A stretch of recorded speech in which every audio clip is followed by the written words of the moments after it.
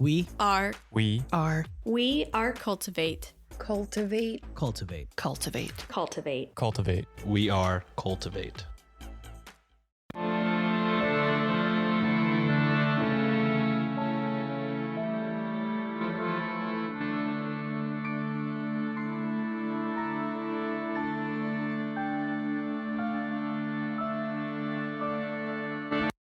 Hello and welcome to Ye Olde Crime, where we discuss the funny, strange, and obscure crimes of yesteryear. I'm your host, Lindsay Valenti, and with me is my sister and co-host, Maddie Stengel. Hello. Hi. Feels like forever since I've seen you. I know. It's almost like I didn't see you in person twice today. I know. It was so nice. I wanted to tell you about it this morning. I was like, I want to see you again. But I didn't. I kept it. I had no idea. So, good job. Good surprise. It was a good surprise. Mm-hmm. In case our listeners are like, WTF, What's the surprise? we were celebrating early my 40th birthday. So at the time that this comes out, I will already be 40. My 40th birthday is August 14th, which this year just so happens to be a Monday. Which is so fitting for a 40th birthday. Yeah.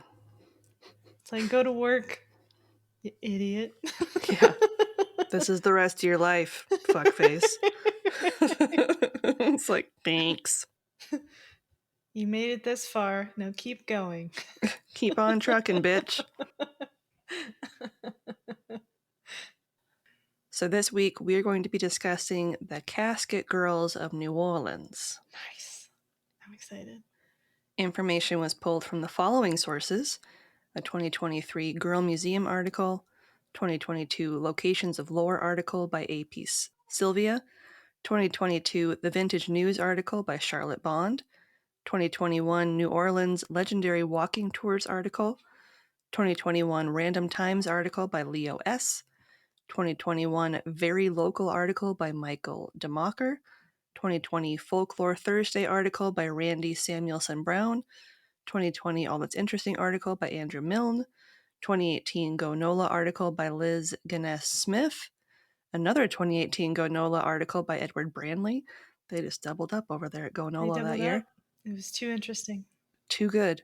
Go City Tours, Terrebonne Parish Library article. I think I said that right. I don't know. It looked French, so I'm sorry if I didn't. Women in the American Story New York Historical Society, and Wikipedia. Nice. And links to all these articles will be included in the show notes. Got something you want to say? Shoot us an email over at yeoldecrimepodcast@gmail.com. We'd love to hear your story ideas, see any gifts you send our way, or if you just want to say hello. We're pretty friendly. Speaking of friendly, if you'd like to have real-time conversations with us, consider joining our Discord over at the Cultivate Network. You can chat with us over at the Old Crimers Cubby, or catch up with any of the other great creators that are part of the Cultivate family of podcasts. Just click the link in our show notes or over on our link tree to get started today. Like many things tied to NOLA, much of its history is steeped in legend. You'll see what I mean as we go into it, but I hope you'll understand when I say that in this case, fact is not nearly as upsetting as the fiction. I mean, it's still upsetting, but not... It's not nearly as Traumatizing? Dramatizing? Traumatizing? Traumatizing, dramatic, and traumatizing. Dramatic. It's a new word. Dramatic and traumatizing. Dramatizing. There you go. In the early 1700s, the French had established a new colony in North America, Louisiana. Founded by Pierre Lemoine de Berry, it was established by 82 men as a strategic port city in New France. This sounds all well and good, except for the fact that there was a bit of a, shall we say, population problem. And I don't mean there were too many. I mean there were plenty of men, but women, not so much. Yeah. It's a total sausage fest. I wouldn't want to go to there. That's very much that I'm in danger. All these men were on boats together for months and months and months, and I'm the first woman they've seen. Yeah. Not safe. Originally in 1699, Pierre wrote to King Louis XIV and asked if his men could marry the local women, so the First Nations people. Do they want that? Did you ask them? Did you have to ask the king first? When the king was like, sure, it sounded like a great idea, but turned out to be a disaster when the men tried to convert their native brides into good French ladies. Yeah. That's not inherent as a human being, especially because French, they weren't great.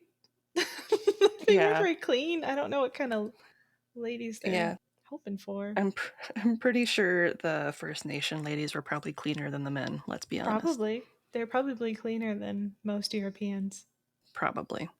So, Jean-Baptiste Lemoyne du Bienville, the future governor of Louisiana, wrote a letter to the members of the French government asking if they would send, quote, good virgin women, end quote, of marriageable age to their newest territory. No. The answer is no. Kind of gross. That sounds horrible. Mm-hmm. Very pre-incel before incel sort of thing. Yeah. Yeah. We made land for you, so you need to give us good women. Mm-hmm. Good, clean women. For making the babies and stuff. For making babies. Making all of the babies. All of the good French Catholic babies. This wasn't the first occasion of a French colony requesting women from the motherland. The first instance took place in 1663 in the Canadian colony of New France, which was located in present-day Quebec. See, maybe, but also very cold. And I feel like the French weren't accustomed to cold. Mm-hmm. And since French ladies can't wear pants, no. Yeah. I can't wear pants. I'm not gonna go. For some reason, I'm just picturing them wearing like bearskin leggings underneath their That's what I'm petticoats. thinking too. It's like fur leggings. Before they were the fur-lined leggings. This is so nice. It's a little Bo Peep. They were actually wearing wool. The intendant of New France, a man named Jean Talon, wrote to King Louis XIV asking for women. He agreed, and it wasn't long before women were being recruited and submitted to a strict screening process. They had to be between the ages of 12 and 25. Gross. Healthy, and provide a letter from their parish priest recommending them for the journey. I hate all of that. Mm-hmm. And the fact that, like, people wanted to do it. Yeah. Ladies, don't send your 12-year-old. Yeah. Please. This group of young women were referred to as filles du roi, or the king's daughters. And over the course of the next decade, between 1663 and 1673, 770 to 850 French women would traverse across the Atlantic to Canada. Each was provided with a dowry, and their passage was paid for by the crown. So, if you couldn't afford to keep your daughters at home, this was a good way to potentially give them a better life. Yes. Great. Nothing like desperation. Yep. Mm-hmm. Nothing like desperate times to create horrible situations. Yep. That doesn't mean that all of them made it. Yeah. Some passed away over the course of the journey. Mm-hmm. Some didn't even get on the boat, changing their mind at the last second. Yeah, I would be one of them. Yeah, which like, girl, same. I just got money. Thank you. Bye. Mm-hmm. Peace out. Let's go. I'm going to go to Paris. Yeah, let's just go somewhere else. I can learn German. I hear Italy's nice. Greece. Some were even sent back to France after not meeting the requirements of a fille du roi, whatever that means. I couldn't find out what that meant. This is horrible, but I just think of like too ugly. It's like, what's the strip club in Minneapolis? Oh, Deja Vu, hundreds of beautiful girls and 2 ugly ones. Yeah.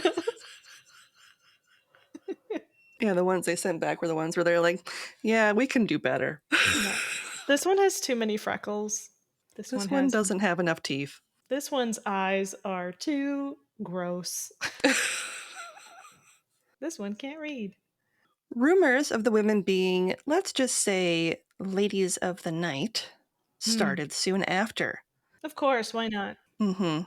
Of the women that were sent to live in New France, only one woman was ever formally charged as being a sex worker.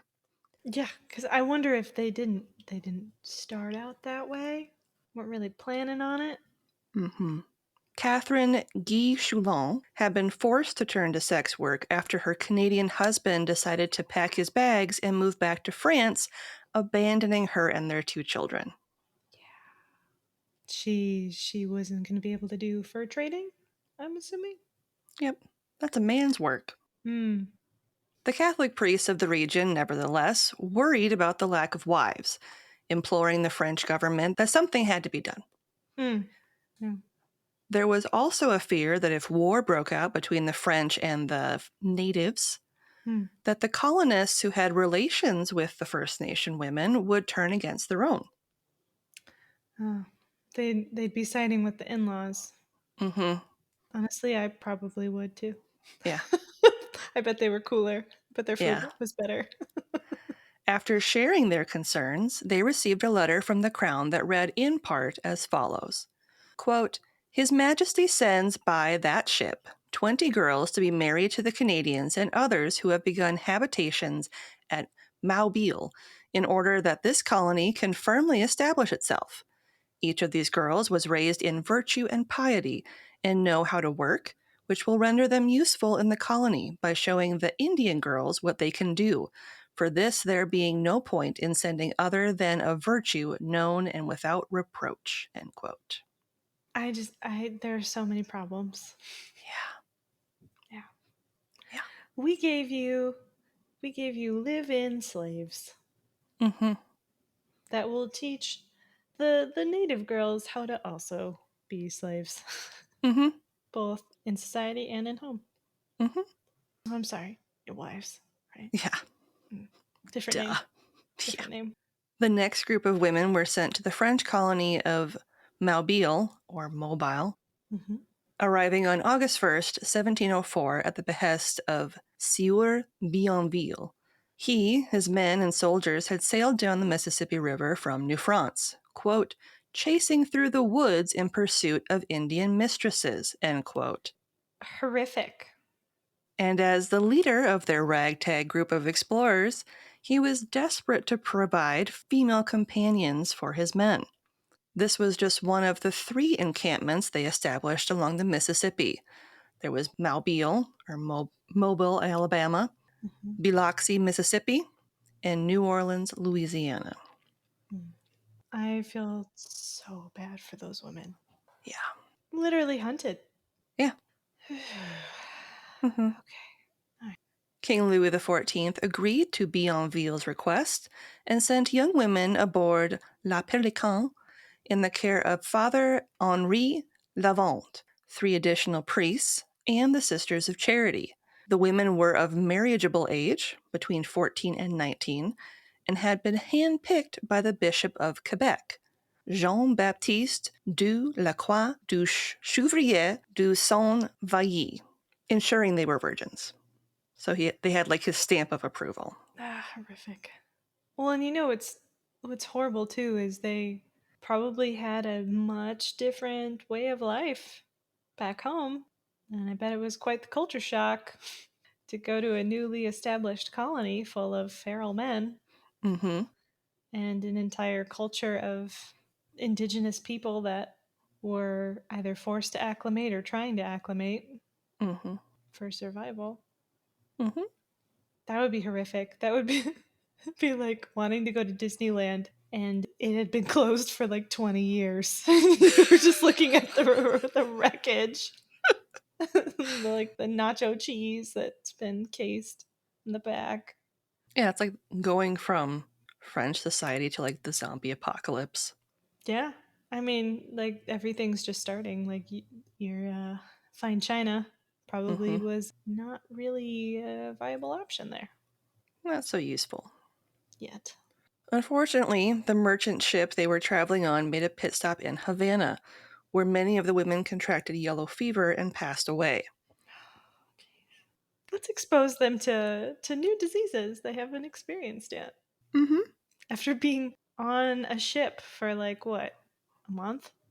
2 months? 3 months. 3 months. Yeah. Mm-hmm. Could you just imagine being on a boat for 3 months? Yeah. Yeah, I would have been dead for sure. Mm-hmm. Yeah. Nope. Nope. So, of the women who were sent over, only 23 survived, along with 2 nuns from the Sisters of Charity. What was meant to be a 3-month journey ended up being 5. They get lost? I think they probably were quarantined in Havana while they had yellow fever. Yeah. And it probably took a long time to get from Havana. Mm-hmm. Because I don't know how much of a detour it was to go to Havana. Mm-hmm. Horrific. Yeah. And then the PTSD you would have, honestly, from Mm-hmm. that entire experience. And then you're like, here's your new husband. And you're like, what? Mm-hmm. I'm sorry, what? Who? I can't say what those women hoped to find upon reaching Mobile, Mm. but I'm sure it wasn't. I'm just going to call it Mobile. Mobile. Mm-hmm. Because, yeah, Mobile, Alabama. Mobile, Alabama. But I'm sure it wasn't what they got. The homes they entered upon their marriages were, quote, crude shacks with dirt floors and deer skins stretched over the windows, end quote, Yep. with their husbands not much better, as many of them were described as, quote unquote, half wild. Yeah. Yep. Mm-hmm. They were very far removed from the society they were born in, Mm-hmm. and they had to survive. So that's their new normal. So them asking for fine ladies was not a good idea Mm-hmm. for anybody involved, because I'm sure the feral men would get just as frustrated. Yep. Fun fact. The first batch that had been sent over back in the late 1600s were granted the ability to nullify their marriages and return to France if they determined that their husbands weren't a good fit for them. Did they all do that? Because I would be like, nope. This courtesy wouldn't be granted to any of the women sent over to the Louisiana Territory. Hmm. However, the Pelican Girls, as they would go on to be named, were allowed to choose their own husbands.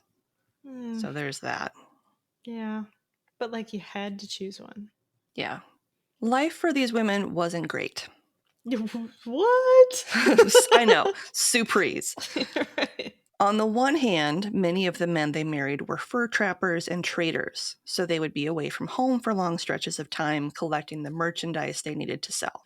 This left the women to run the house and raise children mainly by themselves, sometimes while their husbands were off entertaining their native paramours.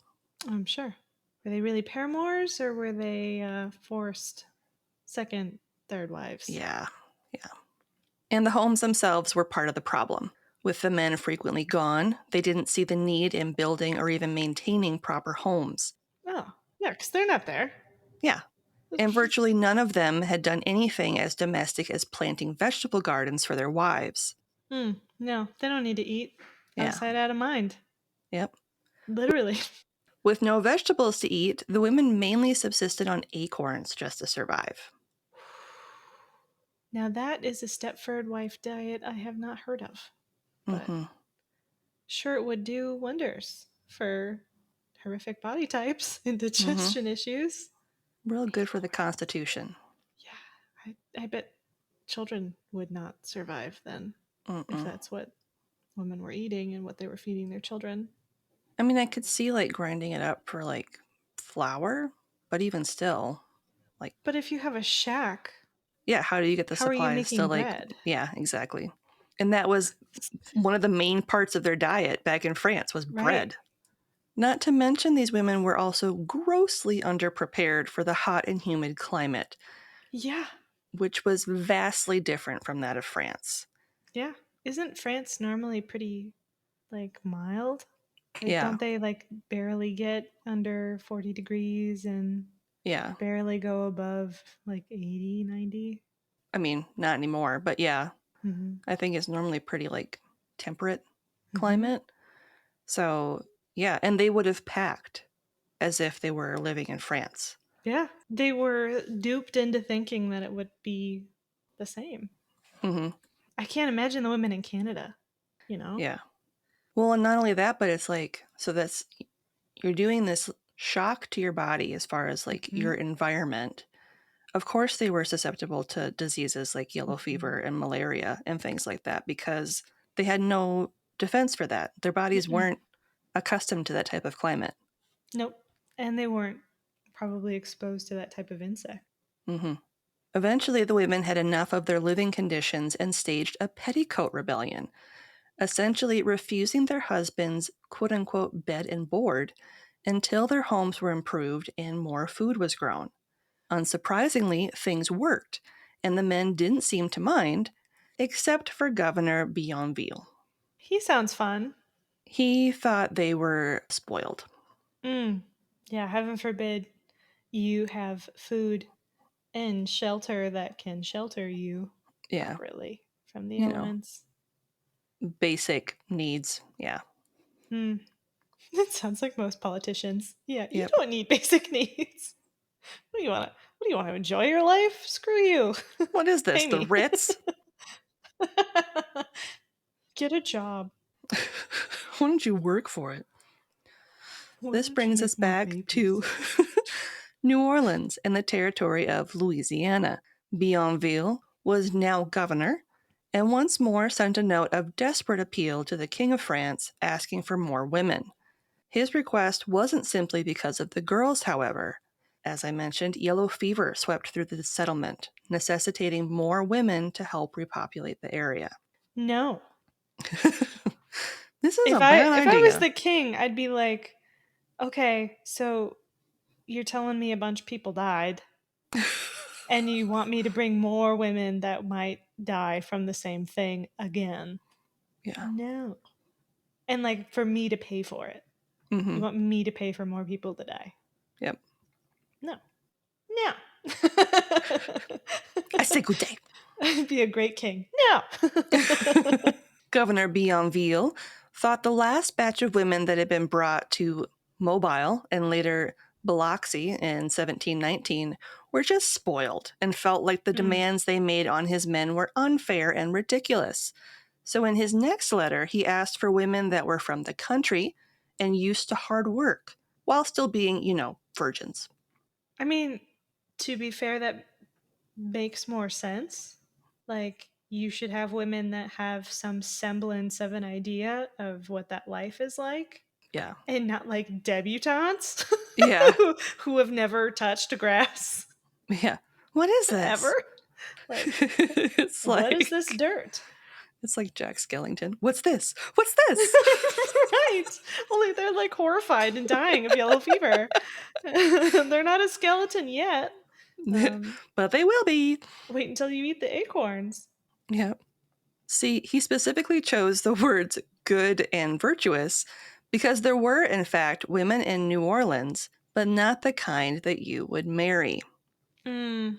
According to Bienville, his men were enjoying illicit relations with First Nation women and those of African descent, both enslaved and free. And although he admitted to himself that his men were quote unquote scum, he hoped that by having good women marry them, that would change. Oh, sure. Because we know throughout history that just like many Disney movies, all you need is is just a bright-eyed, bushy-tailed lady who's never seen a boy before to change a just villainous man into a virtuous one. Mm-hmm. Yeah. Works every time. Tale is old as time. So many Mm-hmm. books have been written about it. Yep. And that's why marriages last to this Yep. day. Yeah. Mm-hmm. People change for the better. Mm-hmm. No matter what, both sides. Incredible. Totes. Totes. We actually don't need Dr. Phil anymore. We figured it out. He can retire. Well, the king agreed. But word of the rough living conditions and unfair treatment of the previous women who had been sent over had reached France. So it probably won't surprise you to learn that ladies weren't lining up to head across the Atlantic. Yeah. Yep. Yeah. I would just be chilling in Greece, having a great time still. Yep. Said no once, gonna say no again, bye. Mm-hmm. Sorry, I'm a thornback at this point. I'm no longer marriageable. Oh no, my eggs have rotted in my body. My uterus fell out. Sorry. Yeah, I buried it. It made great. It's great for my squash in my garden. Thus, on January 8th, 1721, 88 women landed near Mobile Bay via the ship La Belline, but they weren't exactly what Bienville was expecting.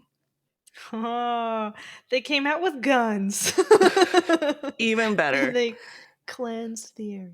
Between 1712 and 1721, the French sent around 7,000 women who were taken from prisons, mental hospitals, orphanages, and off the streets. Oh, hell yeah. Hell yeah. Of that number, only 1,300 actually made it alive to the colonies, which really sucks. That does suck. Because that's a lot that died. That's wow, that's like 90%. But, the ones that were left over had to have been super scrappy. Yeah. They're just climbing on top of the bodies and they're like, let's go! I hear there's acorns! I love that shit! Point me to those trees! I'll shake the tree myself. For a better comparison, between 1719 and 1721 alone, 258 women arrived in Louisiana, and of that number, 29 had been taken from orphanages, 35 were from poorhouses, and the remaining 194 had been convicted criminals from La Foy, the famous French prison. Fucking amazing. They're like, we're out of prison. We can do whatever we want now. I can just think of it like, come here, big boy.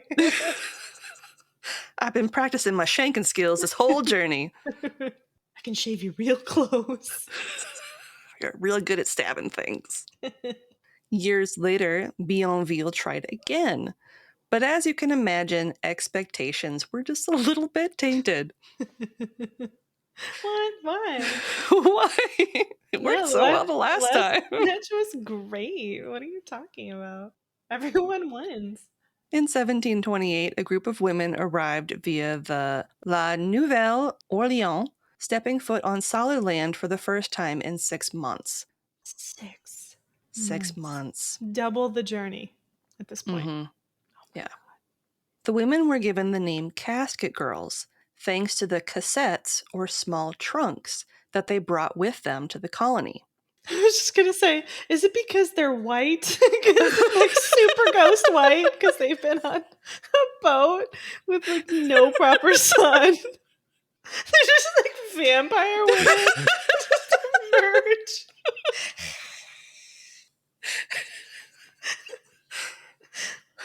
They just have T-Rex arms. Like, we all got scurvy. They're just cramped and their bones hurt. They're just trying. Where's my big strong man? Y'all got some orange juice? Where's my muscly arm paper boy?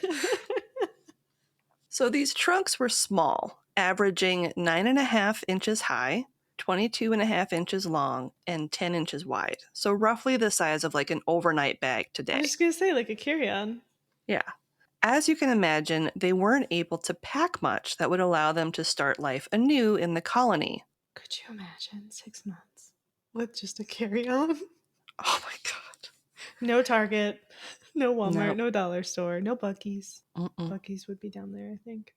And they certainly weren't big enough to hold a body, if you can see where this is going. The rumors surrounding the women started as soon as people got a good look at them. They had abnormally pale skin. Yes! So you were a lot closer than you thought. Skin that would burn and blister not long after being exposed to the hot, humid Louisiana air. Yeah, because they were under a deck in a boat for 6 months. Yep. Referred to as filles à la couchette, or women with suitcases, they were sent to the Sisters of the Ursuline Convent on Rue Chartres while they waited to be matched with a suitable husband, taking their caskets with them. The girls, according to one myth, slept on the 3rd floor of the convent, where the windows and doors were sealed shut. Like they were used to. Yep. Trying to acclimate. The story goes that when the nuns went to retrieve the women's meager belongings from their chests, all were empty, leading the nuns to believe that the young ladies weren't who or what they claimed to be. They're vampires. And now they're in the house of God. Oh no. Thus, the women were not allowed to leave the 3rd floor, and all entrances to it had to be bolted shut, and the nails that kept the windows shut were blessed by the Pope because, they were obviously vampires. Oh my God. These poor women. They're only blistering because they haven't seen sun in 6 months. The first time they see it, they're like, ow, that kind of hurts. And then they go up to this place and they're like, okay, well, this isn't so bad, And then they get nailed, sealed shut, just like left to die. I'm assuming they didn't put food through the window or anything. I'm sure they fed them. I don't think they were just like, we're going to seal you in this room. If they think they're vampires, are they just pushing sheep's blood in there? What's happening? What? Here's your milkshakes, ladies. And they're like, what the fuck is this? They're like, do you have bread? Why is it all goat's blood? I don't understand. You got some cream cheese? So let's ignore the fact that Pope John Paul II, who was the first pope to ever visit New Orleans, which didn't happen until 1987, but, sure, holy nails.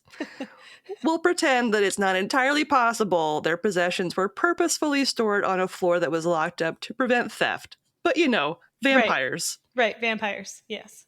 Logical next step. Also, we need to ignore the fact that the convent wasn't actually completed until 1753, 25 years after they actually arrived. So see the power of the vampires. They imprisoned themselves in a building that had not yet been created, and that's what was so scary, because they were just floating on what would be the 3rd floor. Just in the air, blistering. And they're like, where's my suitcase? Where's my casket? And they're just all trapped in this invisible floor, and now there's nails. Nobody knows what's happening. Holy nails sealing them in this invisible prison of emotion. Yep. If you look at it from the woman's perspective, I highly doubt that they had much say in the matter. French officials viewed the last few batches of women as ones, quote, without futures, end quote. Damn. With the youngest of the lot being only 12 years old. It gets worse. Of course it does. Apparently, this young woman, the 12-year-old, had supposedly been working in the sex trade in Paris from the age of 6 prior to her being sent to New Orleans.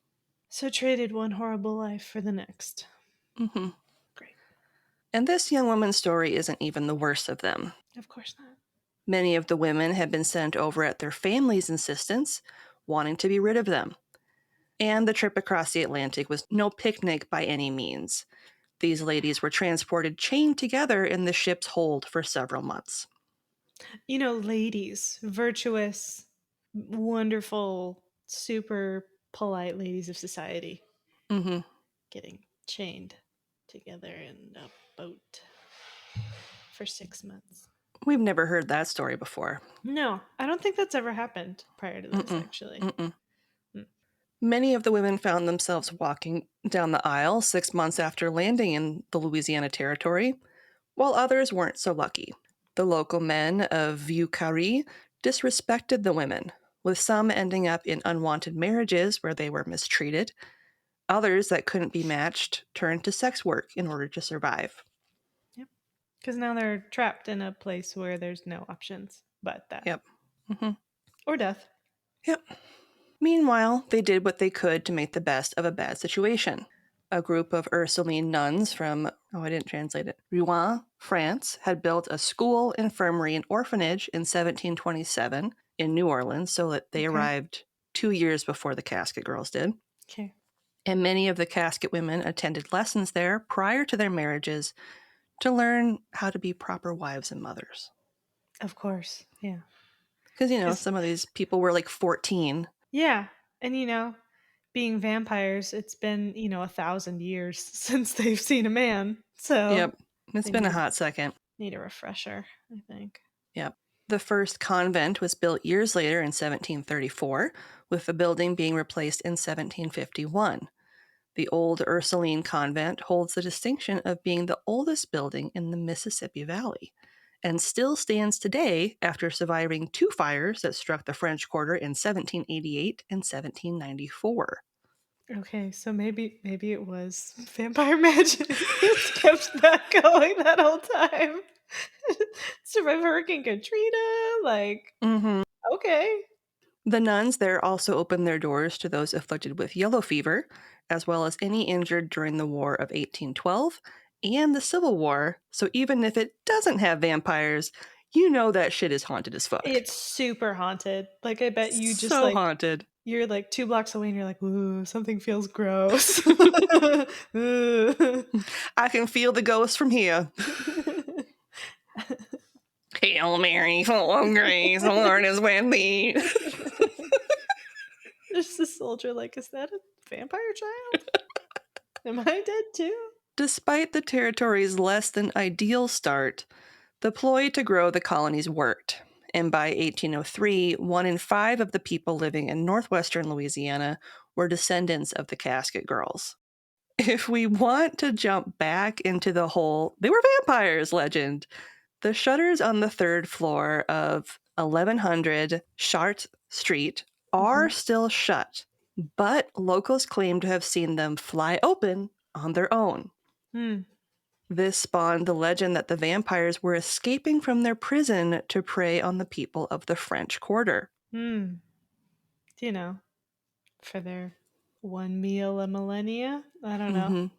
This legend found a resurgence in 1978 when a pair of paranormal investigators, who weren't allowed to stay on the convent grounds, snuck over the walls one night to conduct an investigation.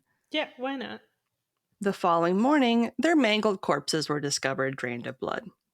Maybe you shouldn't trespass. It was the nuns, not the vampires. It was the nuns. They're very good at their job. In a 2018 Go NOLA article, Liz Gunness-Smith spoke with an Ursuline ambassador and asked about the infamous 3rd floor windows.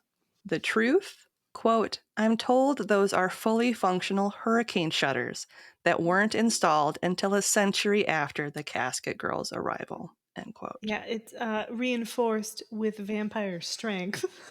And holy nails. Yes. So that's how it survived all of the hurricanes. Pope John Paul was like, "I brought you some holy nails from Rome. Use these wisely, but only on the 3rd floor." Just in case we also need to drain 2 people of blood. Just paint the walls. Keep them happy. Just casually. And that's the story of the Casket girls of New Orleans. That's awesome. Well, it's not. It's horrific and terrible. Yeah, it's awful. But I'm sorry, but being a woman in history, trash. Yeah. Very few moments of genuine greatness. Yeah.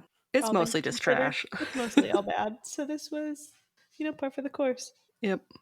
I do love that period in the middle where the king was just like, you know what? Fuck all of you. And he's just like, I'm just going to send you guys all the women that we don't want here anymore. Right. I'm just going to send them all your way. You want better women? I'll give you the best we have. Like these ones that are going to beat the living shit out of you if you treat them wrong. Right. If you look at them funny. Sure, you have the best men of France. If you're interested in ad-free content, consider supporting us with a one-time donation either over on Buy Me a Coffee or our Venmo page. both of which are in our link tree and in the show notes. If you'd like early ad-free content, not to mention some bonus material, become a member of our Patreon today for as low as $1 a month. What is Cause of Crime?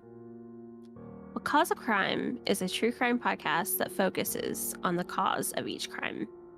We focus on the killers. We focus on the disappearances. We focus on the murderers. We focus on parties that could be responsible. We dive into theories. We dive into different things that could have happened. But we also give our opinions, and we banter, and we talk about it, and we give different points of view because we're different people. Our primary focus at Cause of Crime is to focus on the victims and their stories and keep them alive. Keep their stories going.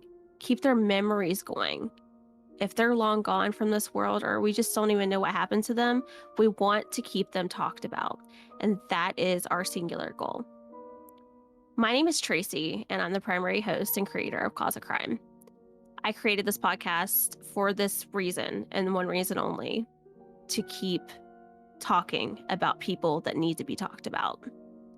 To keep doing this and using my voice to make sure I'm making some kind of difference. So if you'd like to join us and dissect each cause of crime with us, you are more than welcome to do so. My co-hosts are Dan and Chris, and they alternate each week. You can check us out on all podcasting platforms at 11 a.m. on every Wicked Wednesday, and you can join the Abnormals. It's fun here. Join us, won't you?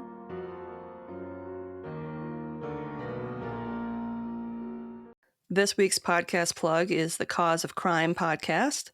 Cause of Crime is a true crime podcast with Trace as the primary host. Hear about true crime that focus on providing all the info on each case while they add their own opinions and whimsical, witty banter. Oh, they are nice. part of the Darkcast Network, and we will have a link to their show in the show notes. Nice. And this week's listener question comes from our friend Carrie Ann. And she wants to know, if you were trapped in the past, like medieval times, would you endure their cures, or would you show how to make proper medication? Yeah. It depends on how swiftly you want to die. Because as a woman, if I were to endure their cures, I would die because they didn't work. And if I tried showing them the proper way to do it and it worked, I'd be a witch and would die horrifically, some by like torture or, fire, beheading Ducking or or something, yeah. something horrific because I did something good that was too good that a man didn't invent yet. Mm-hmm. So I feel like those are still bad options. I don't know which one's better. Maybe to just try to endure theirs and not be like tortured to death. Unless like it was like bloodletting or something like that. I don't know. I think I would probably... I agree with everything you just said. Yeah. 1000%.